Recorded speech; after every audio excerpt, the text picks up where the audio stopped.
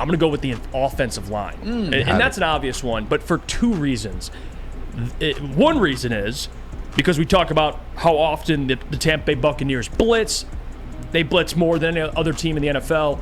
And on top of that, what this offensive line should be able to do in the run game. That's everything. Protecting Jared Goff, and of course, you could run the football effectively, especially on first and second down. I think the offensive line, they're important every single week. It's an obvious one. But this week, I think it matters even more.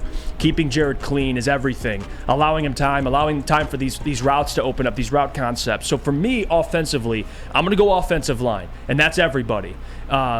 It's an obvious one, but it's so true. Last time they played the Buccaneers, no Jonah Jackson. He's back.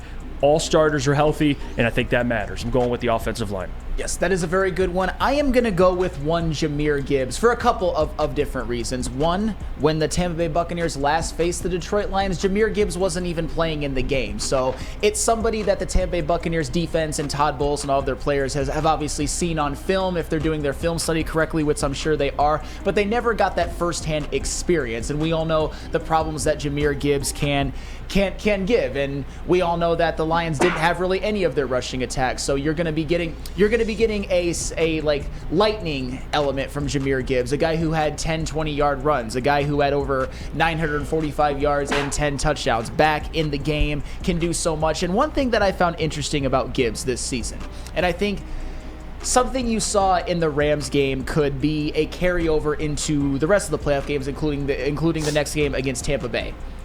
In the last 7 regular season games, Jahmyr Gibbs only gave you 57 receiving yards total.